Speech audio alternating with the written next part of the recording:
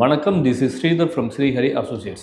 இன்றைக்கி நம்ம ஒரு ஹெல்த் இன்சூரன்ஸ் எடுத்தால் என்னென்ன யூஸ் இருக்குது, ஒரு கம்பெனியில் எப்படி ஹெல்த் இன்சூரன்ஸை சூஸ் பண்ணலாம், என்ன பிளான் சூஸ் பண்ணலாம் அப்படிங்கிறத ஒன்று ஒன்றா பார்க்கலாம். ஒருவேளை நம்மக்கிட்ட ஹெல்த் இன்சூரன்ஸே இல்லை அப்படின்னு வச்சுக்குவோம்.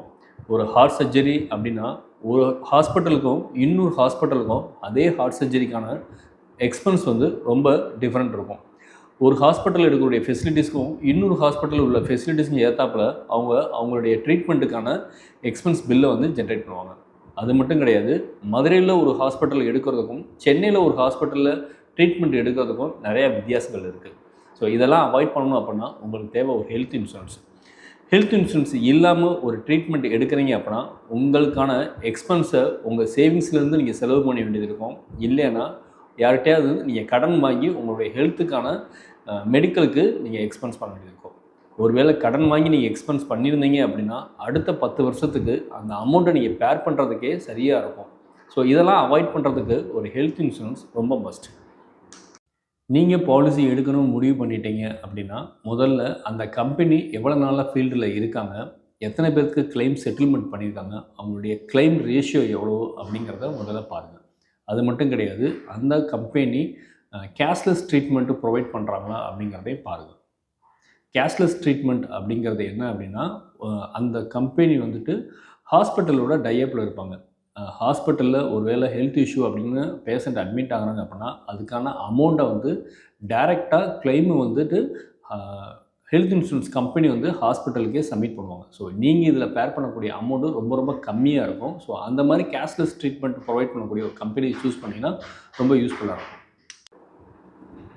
நீங்கள் பாலிசி செலக்ட் பண்ணணும் அப்படின்னு முடிவு பண்ணிட்டா கவனிக்க வேண்டிய ஒரு சில விஷயங்களையும் அடுத்து நம்ம பார்க்கலாம். முதல்ல பார்க்க வேண்டிய முதல் விஷயம் அப்படின்னா ரூம் ரெண்ட்டு.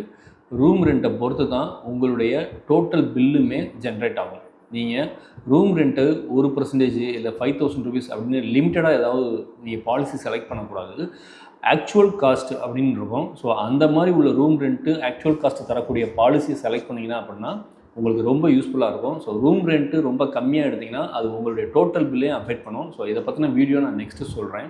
செகண்டு கவனிக்க வேண்டியது பியர் அண்ட் போஸ்ட் ஹாஸ்பிட்டலேஷன் அப்படின்னா என்னங்கிறத பார்த்துக்கணும். முதல் ஒருவேளை எனக்கு உடம்பு சரியில்லை அப்படின்னா நான் டைரெக்டாக போய் ஹாஸ்பிட்டலில் அட்மிட் ஆகி ட்ரீட்மெண்ட் எடுக்க மாட்டேன். லோக்கலில் ஏதோ ஒரு டாக்டர்கிட்ட நான் ட்ரீட்மெண்ட் எடுத்திருப்பேன், அது க்யூராக இருக்காது. ஸோ மறுபடியும் நான் அதே டாக்டர்கிட்ட போயிருக்கலாம், இல்லை வேறு ஒரு டாக்டர்கிட்ட போய் நான் ரிப்போர்ட் எடுத்துருக்கலாம். ஸோ அந்த ரிப்போர்ட்டில் எனக்கு நெகட்டிவ்னு ஏதாவது வந்துச்சுன்னா நான் ஹாஸ்பிட்டல் அட்மிட் ஆகி அதுக்கு ரிலேட்டடாக ஒரு ட்ரீட்மெண்ட் எடுத்திருப்பேன்.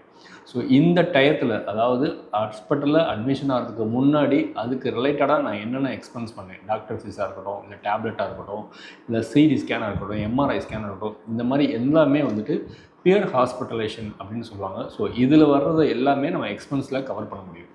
அடுத்து அதுலேயே போஸ்ட் ஹாஸ்பிட்டலேஷன் அப்படின்னா என்னென்னா, ஹாஸ்பிட்டல் டிஸ்சார்ஜ் பண்ணதுக்கு அப்புறமும் நம்ம டேப்லெட் எடுக்க வேண்டியது இருக்குது, இல்லை ஏதோ ஒரு சிடி ஸ்கேன் எடுக்க வேண்டியது இருக்குது, இல்லை எம்ஆர்ஐ ஸ்கேன் எடுத்து டாக்டர்கிட்ட மறுபடியும் க்யூர் பண்ண வேண்டியது இருக்குது அப்படின்னா இதெல்லாம் போஸ்ட் ஹாஸ்பிட்டலேஷன் வரும். ஸோ இதுவுமே எல்லா பாலிசிலையுமே கவர் இருக்கும். இதில் என்ன வித்தியாசம் அப்படின்னா, ஒரு சில பாலிசியில் post and pre hospital 30 days 60 days இருக்கும். ஒரு சில பாலிசியில் 60 நாள் 90 நாள் இருக்கும். ஒரு சில பாலிசியில் 90 நாள் 180 நாள் இருக்கும். ஸோ இதெல்லாம் பொறுத்து தான் உங்களுடைய ப்ரீமியம் ஹைக்காகிறதுக்கான ரீசனாக இருக்கும்.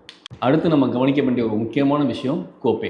கோபே அப்படிங்கிறது என்ன அப்படின்னா, ஒரு சில பாலிசியில் 10%, 20% அப்படின்னு சொல்லி கொடுப்பாங்க. அதாவது என்ன அப்படின்னா, டோட்டல் ஹாஸ்பிட்டலேஷனோட பில்லு 1 lakh அப்படின்னா கோபே 20% அப்படின்னா நீங்கள் கையிலிருந்து 20,000 ரூபா பேர் பண்ண வேண்டியது இருக்கும்.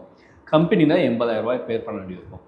ஒரு சில கம்பெனியில் இந்த கோபே 0% இருக்கும். ஸோ இந்த மாதிரி 0% இருந்துச்சு அப்படின்னா ஹாஸ்பிட்டலோட பில்லு நான் பேயபிளை தவிர்த்து எல்லாமே ஹெல்த் இன்சூரன்ஸ் கம்பெனியே பேர் பண்ணும். ஸோ நீங்கள் செலக்ட் பண்ணும்போது கோபே இல்லாத ஒரு பாலிசி எடுத்தீங்க அப்படின்னா ரொம்ப யூஸ்ஃபுல்லாக இருக்கும். எல்லா பாலிசிலையுமே வெயிட்டிங் பீரியட் இருக்குது. வெயிட்டிங் பீரியடை பொறுத்த வரைக்கும் 3 இல்லைனா 4 கேட்டகரியை பிரிச்சிருப்பாங்க. Day 1 coverage, Day 31 coverage, and 2 years waiting period and 4 years waiting period. First நான் 4 years வெயிட்டிங் பீரியடை மட்டும் என்னென்னு சொல்லிடுறேன். ஆல்ரெடி நீங்கள் பாலிசி எடுக்கும் பொழுது உங்களுக்கு ஏதாவது டிசீஸ் இருந்துச்சு, நீங்கள் ஆப்ரேஷன் பண்ணியிருக்கீங்க அப்படின்னா அது இருக்குன்னு சொல்லி பாலிசி எடுக்கிறது தான் ரொம்ப நல்லது.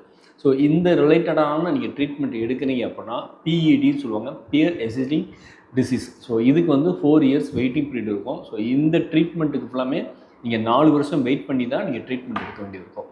இதையே நான் இங்கே சொல்கிறேன் அப்படின்னா, பிஇடியில் பைபேக் இருக்குது. ஸோ எக்ஸஸாக நீங்கள் ஃபஸ்ட் இயர் மட்டும் ப்ரீமியம் கூட கட்டினீங்க அப்படின்னா 1 இயர்லேருந்தே அதுக்கான ட்ரீட்மெண்ட் எடுக்க முடியும். ஸோ உங்களுக்கு ஏதாவது எக்ஸிஸ்டிங் டிசீஸ் இருந்துச்சு அப்படின்னா பைபேக் போட்டு நீங்கள் 1 இயர்லேருந்தே நீங்கள் ட்ரீட்மெண்ட் எடுக்கிற மாதிரி பாலிசி எடுத்திங்கன்னா ரொம்ப யூஸ்ஃபுல்லாக இருக்கும்.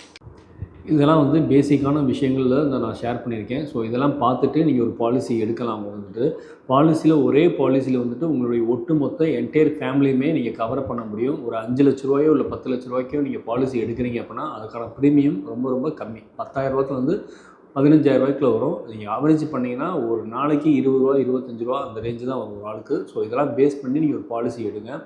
ஸோ பேசிக்கான விஷயங்களை நான் ஷேர் பண்ணியிருக்கேன். இதெல்லாம் உங்கள் பாலிசியில் இருக்கா அப்படிங்கிறத ஒரு தடவை செக் பண்ணி பாருங்கள். ஒருவேளை பாலிசியில் இல்லை அப்படின்னாலும் உங்கள் பாலிசியை நீங்கள் வேறு ஒரு கம்பெனிக்கு போர்ட்டபிலிட்டி பண்ண முடியும். ஸோ இதை பற்றின டீட்டெயிலை நான் நெக்ஸ்ட் வீடியோவில் சொல்கிறேன். பாலிசி எடுக்கும்பொழுது நீங்கள் கவனித்து பாலிசி எடுங்க. இதுதான் உங்களுடைய ஹெல்த் இஷ்யூவை சேவ் பண்ணுறதுக்கான ஒரு வழி. Thank you to all.